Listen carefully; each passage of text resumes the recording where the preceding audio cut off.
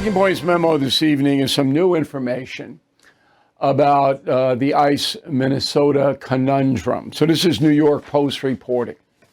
I've checked it. I mean, I don't have any reason to doubt this. So according to Post, the New York Socialist Movement, which is very well organized here in the city, Democratic Socialists of America, they are mobilizing 4,000 anti-ICE activists to stop any kind of ICE apprehensions in New York City, the largest in the country. 4,000.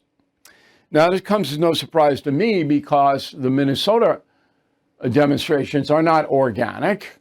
They're organized by far left people who are using the immigration and the ICE roundup to try to destabilize America. That's what they're trying to do. There is an opening there. All right, we saw that with George Floyd. It's the same kind of tactic. But they're not really as successful as they'd like to be. So let me run it down for you.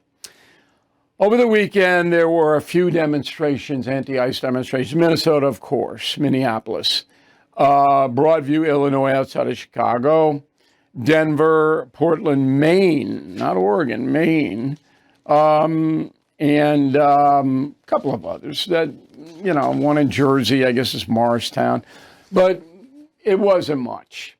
And there was no violence, good. Few arrests, but not many. But this was not a populist uprising, and that's important to know. The Pentagon says it has alerted 1,500 soldiers that they may be needed to go to Minneapolis to calm things down there. And the reason is that Minnesota State Police and Minneapolis local police will not protect federal agents. That's pretty startling, pretty stunning. So if an Insurrection Act executive order was signed by the president, he would have very firm legal ground. So the state of Minnesota is in rebellion to the United States. I hope he doesn't sign the Insurrection Act. I hope that doesn't happen because that'll just inflame things. All right? It doesn't look to me like ICE got about 4,000 agents on the ground in Minnesota now, is in any danger of being overrun. But, you know, it's obvious that this state has got to be dealt with. Here's the mayor of Minneapolis once again. Go. Right now, we have about 600 police officers, and they've got 3,000 or so ICE agents and border control. That they are now talking about deploying 1,500 military. This is, well, it's ridiculous, but we will not be intimidated by the actions of this federal government. All right, what's ridiculous is you, Mr. Mayor, telling your police department not to protect federal agents from harm. I mean, that's just disgraceful. It's awful. I mean, there's no other adjective to apply to it. Even if you disagree with the policy, you want federal agents to be hurt? Is that what you want? Apparently, yes. All right, so there is in the city of Minneapolis a separation ordinance, which is totally illegal, okay, that says that the locals don't have to cooperate with the federal government. Totally illegal. But it's on the books there, just so you know. And I'll tell you, Minnesota's never going to recover from this, ever. So just being Minnesota nice and let's go up and jump in the lake. I jumped in Rainy Lake and I had a great time up there. I'm not going back. There's nothing to get me back to Minnesota. I'm not going to and spending money in a state that's in rebellion to the federal government. I'm not doing that. I don't think I'm alone. Polls. All right, so this is a CBS poll. Very simple. Right now, do you think the way Immigration Customs, ICE, is conducting its operations when it stops or detains people is too tough, 61%. Not tough enough, 15. About right, 24. So you got a plurality that says too tough. And I agree with that. I think ICE has got to bring it down a little bit. Okay? Not chasing criminals, but if it's a marginal situation, you let it go a little. You don't let it go forever. All right? You just take care of it later when its temperature is lower. Now, the Democratic Party is divided into moderates and radicals. The radicals run the Democratic Party. One of the radical senators, a man named Ruben Gallego from Arizona, who is hoping for a full rebellion. Roll that tape. From my experience running in Arizona, in a very hard state when it comes to immigration issues, people want immigration enforcement that goes after criminals, right, and focuses on criminals. And immigration enforcement is actually focused on security and not the goon squad that has come from Stephen Miller and Donald Trump.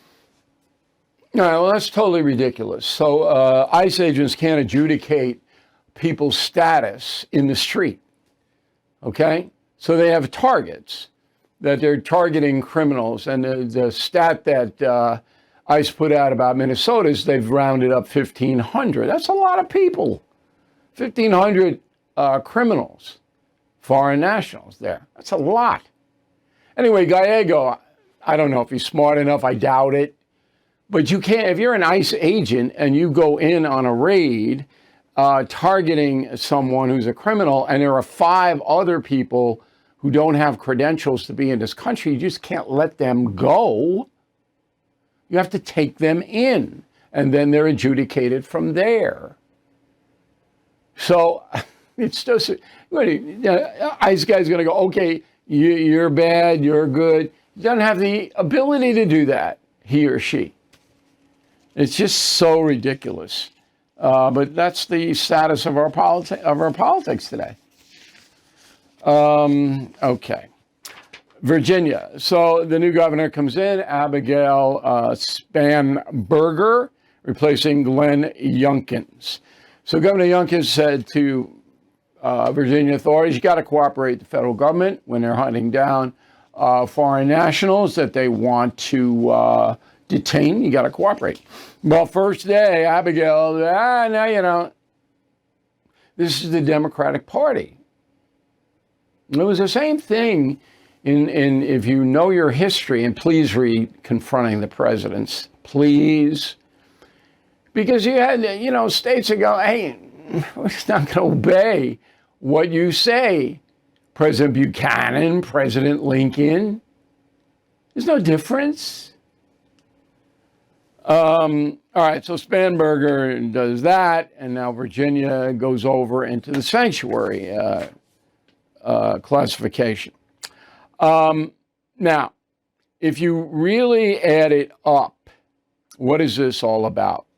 The Democratic Party does not oppose open borders. If it did, it would have screamed when Biden was doing that. And I'll give you some startling stats in a moment on Biden. But it didn't. It didn't. And to this day, the mainstream Democratic Party, it's okay, let everybody in. Let everybody in. They'll never admit it, but that's what they're saying, okay? And when you have a party, a political party, this basically doesn't want... Now, if the Democrats had any dignity, they introduce new legislation, new immigration law. Let's see what you want. Put it out. No, we don't get any of that. I'd like to see what the Democratic Party wants as far as immigration is reform. I'd like to see it. Wouldn't you? So then we can debate it. Now, the media is firmly on the side of Democrats, has been since 1968, hasn't deviated one bit, and now it's crazy because they hate Trump. So this happened on CBS. Margaret Brennan faced the nation with Homeland Security Director Kristi Noem. Go. Every single individual has committed a crime, but 70% of them have committed or have charges against them on violent crimes and crimes that they are charged with or have been convicted of that have come from other countries that are here illegally, first of all, and then they have committed a criminal act while they've been here or in their home countries as well. It's not 70%. Yes, it is. Okay, so how do I know? I don't know. You don't know. And that is the weakness in Homeland Security. You've got to put it out. How you know that? Now, Brennan's never going to believe you no matter what you show her. She doesn't want to believe you. Now, keep that stat in mind, because I'm going to do a 60 Minutes thing in a moment, that stat's going to come into play. Okay? So, Brennan, in the interview, I didn't use this part of the soundbite, but says it's 40% that ICE is rounding up that have criminal involvement. Noam says it's 70%. American people don't know. And that's a weakness. And federal government has got to clarify that. So summing up here. So the radical left is using this to try to destabilize the federal government because they hate Trump, they hate everything that is in capitalist, they across the board. And this is an issue. But they're not making inroads yet. Another shooting of a mother. You got to be careful now. Federal government's got to understand that, Americans are watching this. I think most Americans want robust immigration enforcement. I could be wrong, but I think they do. But they don't want violence and they don't want unfairness, and that's the memo. You've heard me talk about all family pharmacy before, and I'll keep talking about them because they are truly doing things right. They're fast, reliable, and they care about getting people the meds they need without all the runaround. When you don't want to wait in line and would rather get your meds delivered to your door, you need all family pharmacy. When everyone around you is sick and you want to be prepared, you need all family pharmacy. When your doctor says they will not prescribe ivermectin, you need all family pharmacy. They've got everything: antibiotics, antivirals, Tamiflu, blood pressure meds, more. Order online. Once approved by the doctors, your medication ships straight to your door. Be prepared for whatever this new year brings. Please visit allfamilypharmacy.com/Bill. Use the code BILL10 to save 10%. All right, now, there's been a lot going on foreign policy-wise in this hemisphere, and we'll get to Iran in a moment. But there's a guy that we like. He's a professor of history at the University of Arkansas, and he's got a book, John Quincy Adams, A Man for the Whole People. And Adams is very involved with foreign policy because he was an ambassador overseas in the early part of our republic. And Randall Woods, Dr. Woods, joins us now from Fayetteville, Arkansas. So you say apparently that John Quincy Adams would not have approved of Donald Trump trying to reshape this hemisphere to be more pro-American. Is that, do I have it correct? No, I think that he would approve efforts to recreate the Americas to suit our interest. I'm not sure he would have gone about it in exactly the same way. The Monroe Doctrine was both expansionist and isolationist. It was a warning to Europe, the Holy Alliance, to stay out of hemispheric affairs, but it was also a kind of statement that that the hemisphere was going to be, we were going to be the hegemon in the hemisphere and not Europe.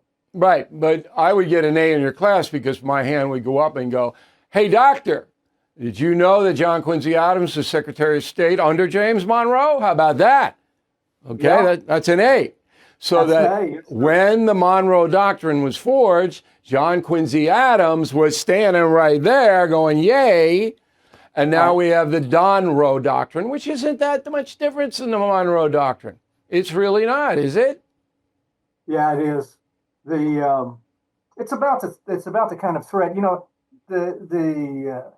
U.S.-Latin American relations is a history of U.S. intervention in Latin America, from the Spanish-American War, when we converted Cuba into a protectorate, through Theodore Roosevelt's Big Stick, and then Woodrow Wilson's missionary diplomacy. We intervened, in the 1930s because of the threat of Japanese and Nazi aggression, and then during the Cold War to combat Castroism and the threat of Sino-Soviet imperialism. But I don't think there's the existential threat now. Well, let me challenge you on that. Narcotics flooding into this country, killing millions of Americans over periods of time. And they're coming from nations in Central and South America. That's a national security threat, is it not? Nobody's forcing Americans to take drugs. No, that's true. But you have, no. Nobody forces anybody. And I have been very harsh on drug addicts because they're and helping these cartels. However, that doesn't negate the threat to the country because we have a bunch of idiots that want to get high. And these cartels and Maduro and the Colombian guy, who's going to be neutralized very quickly, soon, these are people making money off hurting our country. So a president's supposed to just do nothing about it? Is that what you're saying? Well, I'm not sure that's a good reason. I think that Maduro was a bad actor, is a bad actor. No, he's a corrupt guy. He's got indictments all over the place. Sure, but why don't we? There's a lot of other corrupt regimes around the world. Well, you're doing a what about now? We'll knock them down one by one. You got Noriega out of there. It wasn't a scream policy then, and it's the same thing with Maduro. And now, did you know that Maduro seized, and along with Chavez in Venezuela, $19 billion worth of U.S. assets? And people are complaining about Trump seizing their oil or regulating their oil? What are you supposed to do? Just walk away, doctor, of $19 billion in theft? Is that what you would do? Why did Donald Trump pardon the Honduran president? What? Say that again? Why did Donald Trump pardon a convicted drug dealer, the former president of Honduras? Well, he did that for political reasons inside of Honduras, as I explained on this broadcast. And it was about getting a pro-American party elected. And this guy, this thug that we convicted, is still popular down there. And that's why he did it. It was a purely political move. So, but you can what about all day long. I'm not saying that everything Donald Trump does is correct. I'm saying the overarch of challenging anti-American countries that are hurting me, my children, my family, is a legitimate way to use our power. Last word. Absolutely, I agree with you. I just think it's there's a better way to do it. What better way? Then how would you stop all the tons of narcotics coming in here? If you look at the history of regime changes during the Cold War, they used the CIA. Well, that's what they're using now. The CIA ran that entire Venezuelan operation. The CIA is an alternative to armed intervention. The CIA designs the military operations, military action. The Pentagon carries them out. Anyway, very provocative. The book is John Quincy Adams, A Man for the Whole People. And I'm sure you knew this, Doctor, that John Quincy jumped naked into the Potomac River every day. You know, I don't know if that had anything to do with his foreign policy, but absolutely. He got a little brisk. Okay. The cost of everything still rising, and many of us are relying on credit cards to cover essentials. If that debt is piling up, you're not alone. Americans now owe more than $1 trillion in credit card debt. You may have thought about calling American Financing, but hesitated because you don't want to lose your low mortgage rate. Well, good news, they created the Smart Equity Loan. It lets you tap into your home's equity without touching your current mortgage. Unlike a home equity line of credit, this loan has a fixed interest rate and one predictable monthly payment. No upfront or hidden fees. It only takes 10 minutes to get started, so please call 888-462-9557 or visit americanfinancing.net/bill. When you're buried in credit card and loan debt, it's easy to put it off and say, I'll deal with it later. But here's the thing, Done with Debt has a little known strategy that can dramatically reduce or even erase what you owe. They will aggressively engage your lenders because they know rich credit card and loan companies are doing year-end accounting and cutting deals to clear debt fast, meaning you need to start with Done with Debt right now. They can help end your debt fast without bankruptcy or loans. In fact, most clients have more money in their pocket the first month. So get started while you still have time. Go to donewithdebt.com. Talk with one of their specialists for free. Visit donewithdebt.com, donewithdebt.com. Okay, final thought of the day. Got a very sad letter today from a concierge member. And remember, if you're in trouble, you come to us and we'll try to help you. Concierge membership. The woman's broke. She's a widow. She got bills. She can't pay them. She doesn't know what to do.